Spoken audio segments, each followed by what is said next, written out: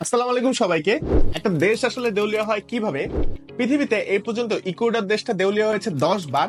এছাড়াও আমেরিকা যুক্তরাজ্য কিংবা চীন, জাপান এরকম বড় বড় শক্তিশালী দেশগুলো কিন্তু পৃথিবীতে এই পর্যন্ত দেউলিয়া হতে দেখা গিয়েছে। মজার ব্যাপার হচ্ছে এই দেউলিয়া হওয়ার লিস্টে বাংলাদেশের কিন্তু নাম নেই, অর্থাৎ বাংলাদেশ কিন্তু কখনোই দেউলিয়া হয়নি। এমনকি বাংলাদেশ কিন্তু সবসময় তার ঋণের টাকা বা লোনের টাকা শোধ করে আসছে।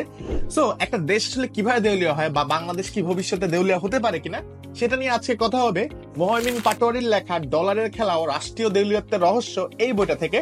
চলেন শুরু করা যাক। আচ্ছা, একটা দেশ তো চাইলে ইচ্ছা মতো টাকা ছাপাতে পারে, তাহলে তারা দেউলিয়া হয় কিভাবে? না, একটা দেশ চাইলে ইচ্ছা মতো টাকা ছাপাতে পারে না। চলেন প্রথমে আমরা বুঝে নিই আসলে দেউলিয়া হওয়া ব্যাপারটা কি। সোজা বাংলায় বলতে গেলে কোনো মানুষ বা কোনো প্রতিষ্ঠান যদি তার ঋণের সে ঋণ যে টাকাটা নিয়েছে সে টাকাটা যদি ফেরত দিতে না পারে বা ঋণের টাকা পরিশোধ করতে ব্যর্থ হয়, তখন আমরা বলতে পারি যে সেই মানুষটা বা সেই প্রতিষ্ঠানটা দেউলিয়া হয়েছে। যেমন ধরে নিই যে পিরোজপুরের রতন মিয়া, তার হচ্ছে 20 লাখ টাকা মূল্যের একটা জুতার ব্যবসা রয়েছে।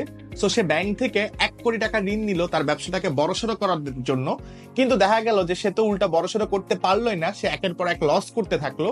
কিন্তু এদিকে সুদে আসলে সে যে 1 কোটি টাকা ঋণ নিয়েছিল সে 1 কোটি টাকা 2 কোটি টাকা হয়ে গিয়েছে। সো ব্যাংক যখন দেখবে যে সেই যে রতন মিয়া রয়েছে সে আসলে সেই ঋণের টাকাগুলো শোধ করতে পারছে না, তখন ব্যাংকই হয়তো সেই রতন মিয়াকে দেউলিয়া ঘোষণা করবে, বা রতন মিয়া নিজেও চাইলে ব্যাংকের কাছে গিয়ে নিজেকে আসলে দেউলিয়া ঘোষণা করতে পারে। তখন ব্যাংক, একটা কথা কিন্তু আপনাদের মাথায় রাখতে হবে যে ব্যাংক কিন্তু আসলে যখন ঋণ দেয় তখন কিছু কোলেটোরাল জমা রাখে, অর্থাৎ কিছু জামানত জমা রাখে। হতে পারে রতন মিয়ার কাছ থেকে তারা 50 লাখ টাকা মূল্যে তার সহায় সম্পত্তি বা টাকা পয়সা বা কোনো কিছু আসলে জামানত রেখেছে, যেটার মূল্য হয়তো 50 লাখ টাকা। তো সেই 50 লাখ টাকা জামানত রেখে তারা তাকে 1 কোটি টাকা ঋণ দিয়েছিল।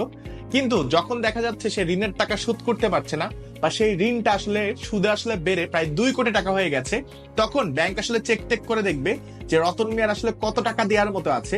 তো যদি দেখা যায় যে না, তার আসলে 50 লাখ টাকারই তার জিনিসপত্র আছে, তখন বাকি 1.5 কোটি টাকা সে দিতে পারছে না, তখন তাকে দেউলিয়া ঘোষণা করবে।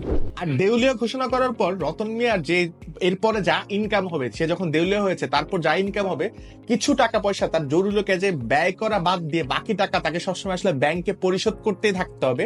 তো এখন অনেকেই প্রশ্ন করতে পারেন যে রতন মিয়া নিজেকে নিজে কেন ব্যাংকের কাছে গিয়ে হচ্ছে দেউলিয়া ঘোষণা করবে?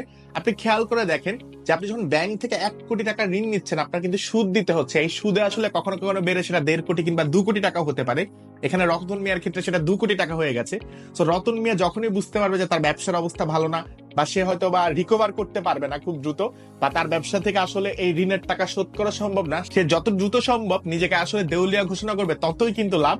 সে কিন্তু তত কম টাকা আসলে সুদ টাকা পরিশোধ করতে হলো। ধরেন সেই 1 কোটি টাকা আসলে 2 কোটি টাকা যাওয়ার চেয়ে 1.5 কোটি টাকা বা 1 কোটি 20 লাখ টাকার মধ্যে যদি থাকে, তখনই যদি সে নিজেকে আসলে দেউলিয়া ঘোষণা করে, তাহলে কিন্তু খুব দ্রুতই সে এমন হতে পারে যে হয়তো সে সুদে আসলে 1.5 কোটি টাকা আসলে পরিশোধ করতে পারবে বা 1 কোটি 20 লাখ টাকা পরিশোধ করতে পারবে। সো ওই বোকামি করার তো কোনোই দরকার নেই যে সুদে আসলে টাকাটা 2 কোটি টাকা হয়ে যাক। সো এই ক্ষেত্রে অনেক সময় দেখা যায় যে রতন মিয়ার মতো অনেক মানুষেরা তারা কিন্তু নিজেকে নিজেরা ব্যাংকের কাছে যেয়ে দেউলিয়া ঘোষণা করে। একটা দেশ চালাতে সরকারের কিন্তু নানাবিধ খরচ হয়, যেমন অবকাঠামো নির্মাণ কিংবা উন্নয়ন কর্মকাণ্ড করা কিংবা চিকিৎসা সেবা দেওয়া, শিক্ষা খাতে ব্যয় করা, এরকম নানা খাতে সরকারের কিন্তু ব্যয় করতে হয়। যখন আয়ের তুলনায় সরকারের ব্যয় বেশি হয় তখন কিন্তু সরকার ঋণ নিয়ে এসব ব্যয়গুলো আসলে মেটানোর আসলে চেষ্টাগুলো করে। সরকার কিন্তু বিভিন্ন ক্ষেত্রে দেখা যায় কেন্দ্রীয় ব্যাংক থেকে ঋণ নেয়, কিংবা কখনো ট্রেজারি বিল ছাড়ে, কখনো সঞ্চয়পত্রের মাধ্যমে হচ্ছে সরকার মানুষজন থেকে কিংবা ব্যাংকগুলো থেকে ঋণ নিয়ে থাকে। এভাবে করে কিন্তু সরকার তাদের ব্যয়গুলো আসলে মেটায়। সো দেখেন, এখন বলতে পারেন যে তাহলে আসলে একটা সরকার যদি দেউলিয়া হয় বা আসলে সরকার আসলে কখন দেউলিয়া হয়? সরকার কিন্তু শুধুমাত্র তার জনগণ থেকে বা কেন্দ্রীয় ব্যাংক থেকে ঋণ নেয় না, সে কিন্তু বিভিন্ন দেশ থেকে বা বিভিন্ন যে আন্তর্জাতিক সংস্থা যেমন বিশ্ব ব্যাংক কিংবা IMF এর মতো সংস্থা, এসবের কাছ থেকেও ঋণ নিয়ে থাকে। তো এসবের কাছ থেকে কিন্তু যদি ঋণ নেয় তার মানে ঋণের টাকাটা প্রতিনিয়ত পরিশোধ করতে হবে। আর এই পরিশোধ করতে গেলে কিংবা বৈদেশিক বাণিজ্য করতে গেলে, আপনি দেখেন দেশে আপনি টাকা পয়সা দিয়ে আপনি সব লেনদেন করছেন, কিন্তু আপনি যখন অন্য দেশের সাথে লেনদেন করছেন বা অন্য দেশ থেকে পণ্য আনছেন, আমদানি রপ্তানি করছেন, তখন সব কাজ কিন্তু আপনাকে ডলারে করতে হয়।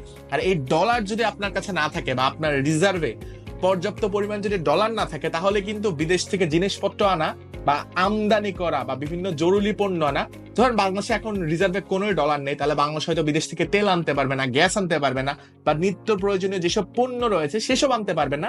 আর তখন আপনি বুঝতেই পারছেন যে দেশে সবকিছু সাপ্লাই চেইন গুলো ভেঙে পড়বে, বা দেশে যে অনেক প্রতিষ্ঠানই বা অনেক কলকারখানাই বন্ধ হয়ে যাবে, অনেক গার্মেন্টসই হয়তো বন্ধ হয়ে যাবে। তো তার ফলে কি হবে, এক প্রকার অনেক মানুষ চাকরি হারাবে, অনেকগুলো কোম্পানি বন্ধ হয়ে যাবে, বেকারত্ব বেড়ে যাবে।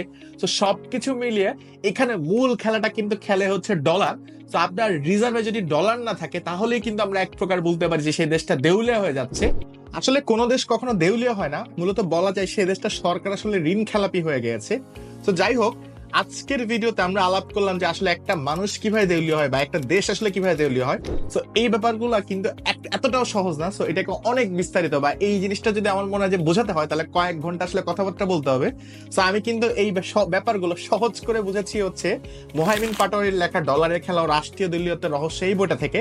তো আপনার যদি আসলে ইকোনমিক্স বা এই রিলেটেড টপিক গুলো পড়ার ইচ্ছা থাকে, আমার মনে হয় আপনি মোহাইমিন পাটোয়ারির লেখা পড়ে দেখতে পারেন।